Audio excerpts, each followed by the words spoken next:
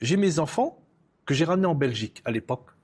Ma femme, elle faisait un PhD à distance.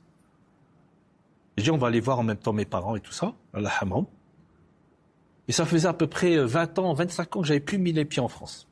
20 ans. Pas parce que j'aime pas ou pas, parce que j'avais pas l'intérêt et je voulais rester dans un écosystème musulman.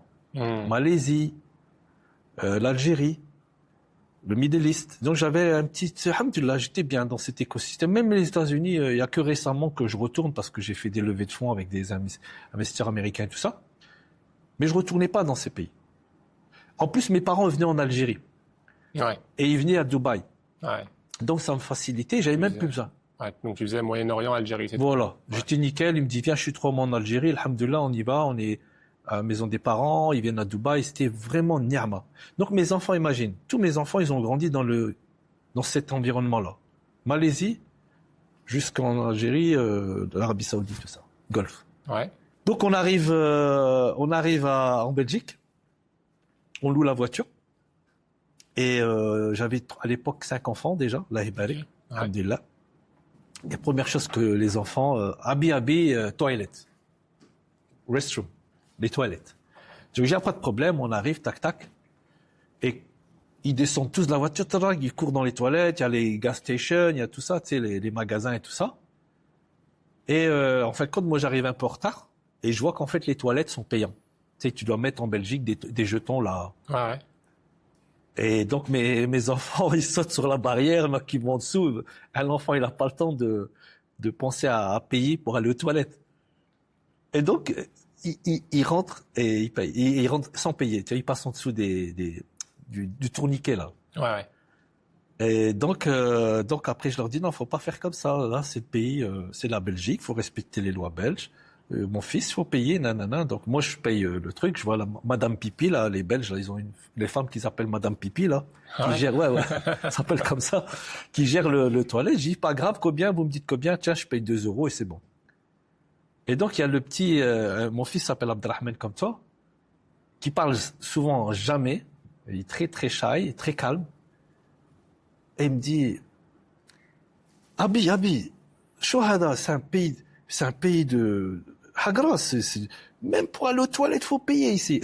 T'imagines? Qu'est-ce qu'on leur a vendu, tu vois?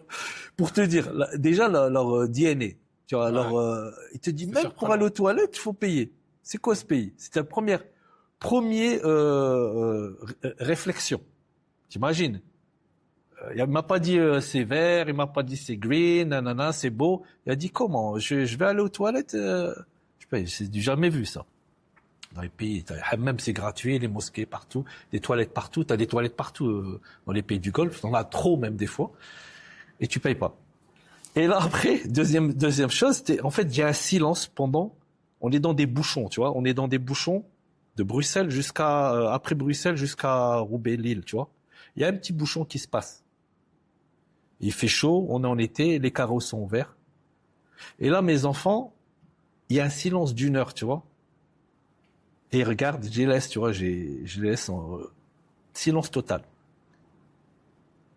Et ils regardent des gens dans les voitures, ils regardent ce qu'il y a, ils regardent les gens. Et tu sais ce qu'ils me disent, Abdelrahman? Ouais. Il me dit, Abi, parce qu'ils entendent la musique, ils entendent ceci, ils entendent ça, ils voient les gens, comment ils sont dans leur voiture, leur comportement. Parce qu'ils sont derrière, ils regardent. Et ils me disent, Abi. Je dis, oui, qu'est-ce qui se passe? Il me dit, look, they look human.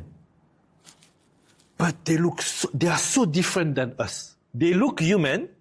Ils ont reconnu que c'était des êtres humains. tu vois là, le mot d'un enfant. Ouais. Il m'a pas dit, pourquoi ils sont différents? Oh, regarde, on est dans un autre pays. Il a dit, they look human. Parce que la fitra, qu'un musulman, mais why are they so, il m'a dit en anglais, why are they so different? Pourquoi ils sont si différents? Ajib quand même. Ouais. Rien que ça, c'est quand même adj. C'est-à-dire, eux, ils sont nés dans les pays musulmans, ils sont nés ça, et tu sais, les habillements. Pourquoi il a dit ça? C'est quand même incroyable. D'aller dans cette, il a vu que c'était la même Beno Adam, mais il a dit, they look human, Ouais. But they are so C'est different. la première fois qu'ils venaient en Belgique. C'est la première fois qu'ils allaient dans des pays non musulmans. Ouais.